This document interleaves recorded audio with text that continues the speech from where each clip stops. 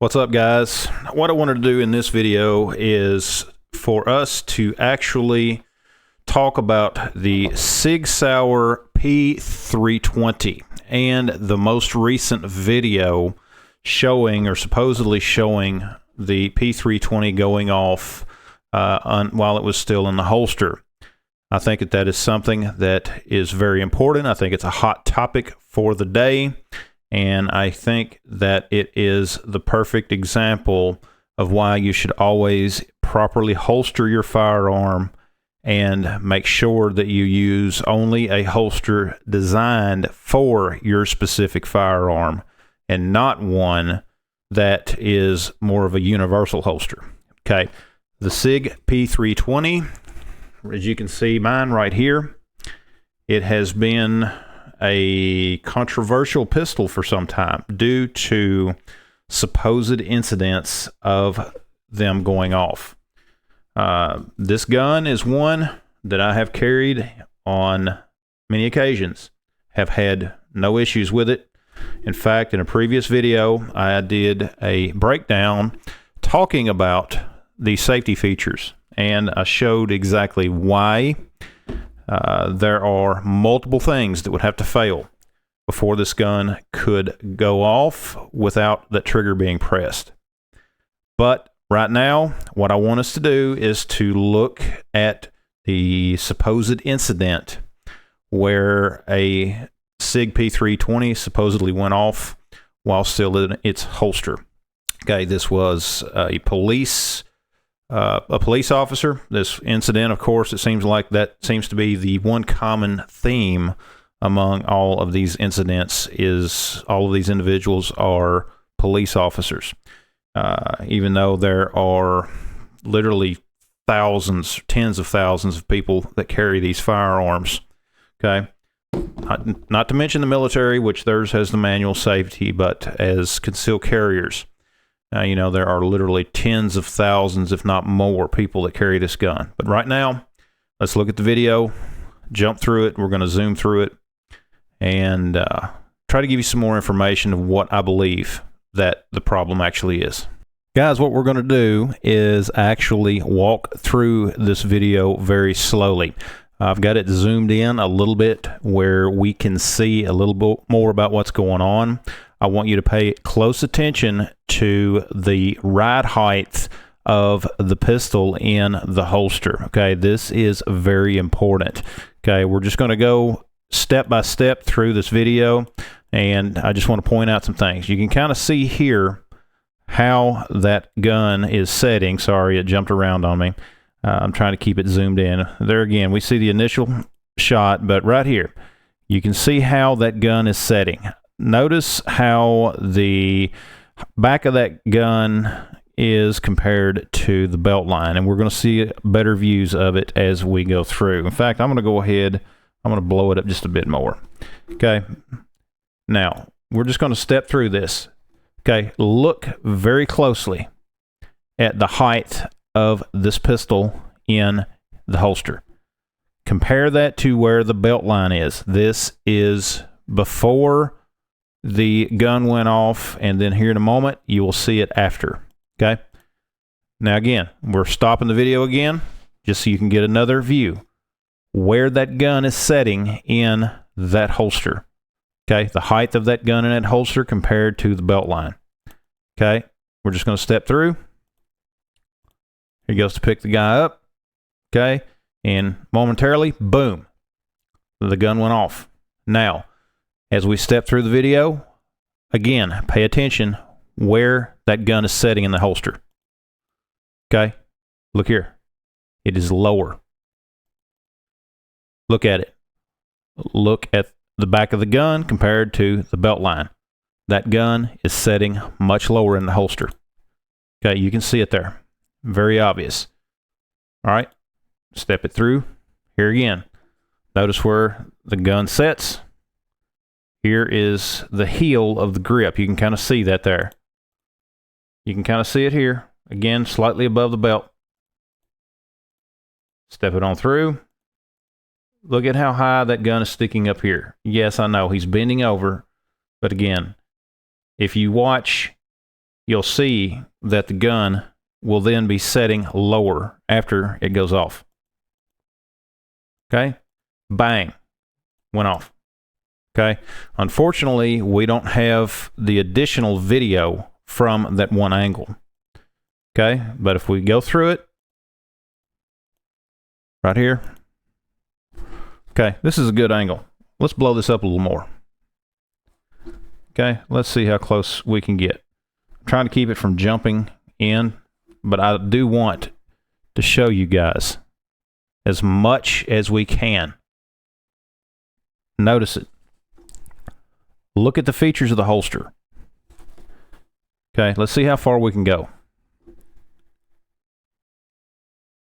Look at the features of the holster in relation to where this gun is setting in that holster. Okay, let's step through it, zoomed in this far.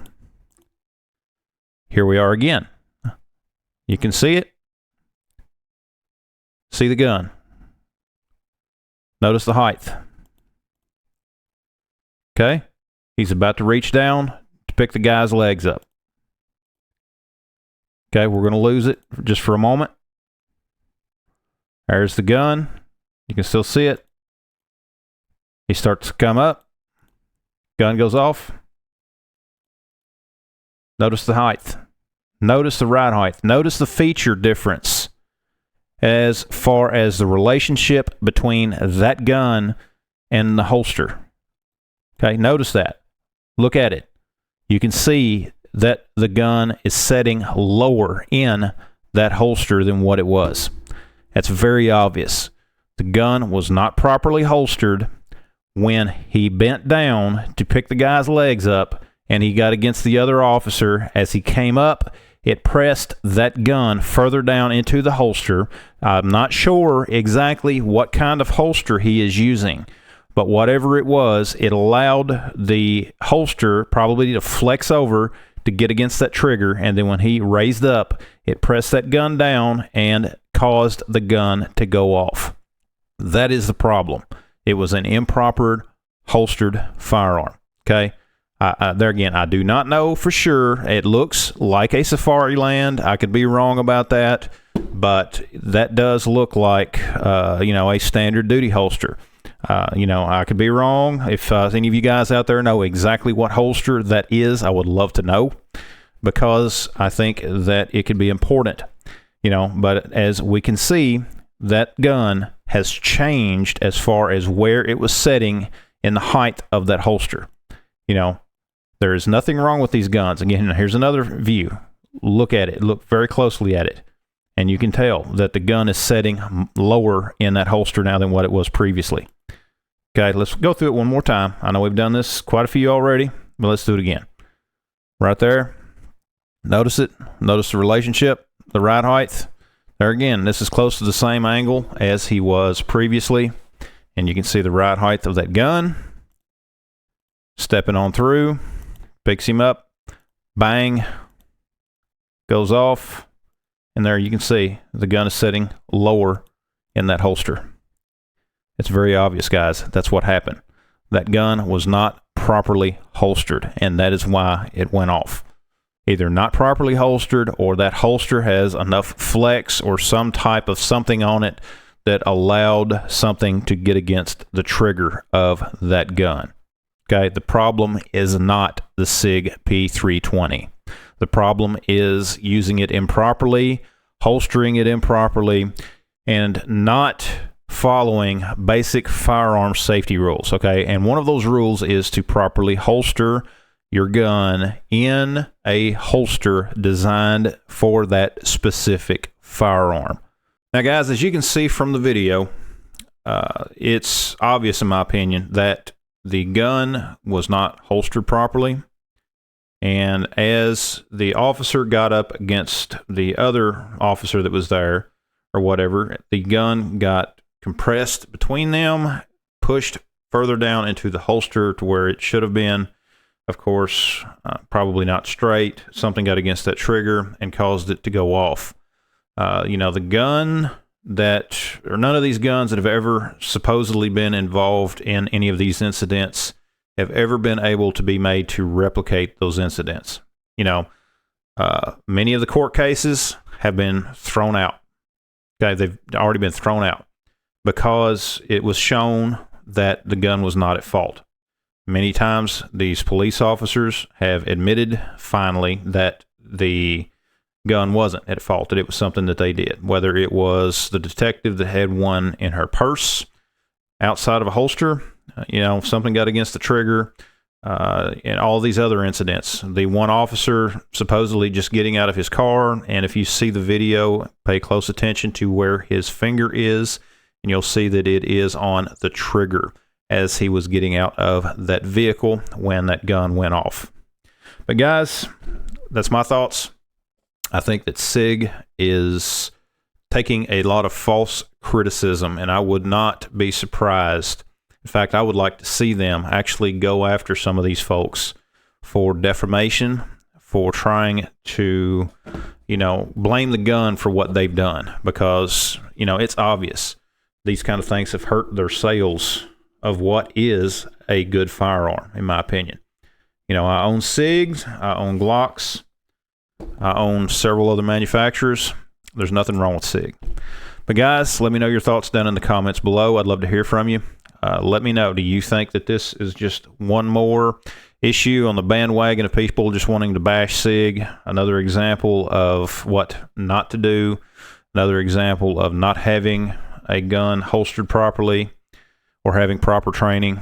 Anyways, let me know your thoughts down in the comments below. I'd also like to hear from any police officers out there who still carry the Sig P320. What are your thoughts? You know, is it something that worries you? I'd like to know. Let us know down in the comments below. Guys, thanks for watching. Check out the rest of the videos on the channel. Be sure to subscribe. Leave me a comment. Check out all the links down in the description. You can kind of help support the channel, what we do here, and we'll see you next time.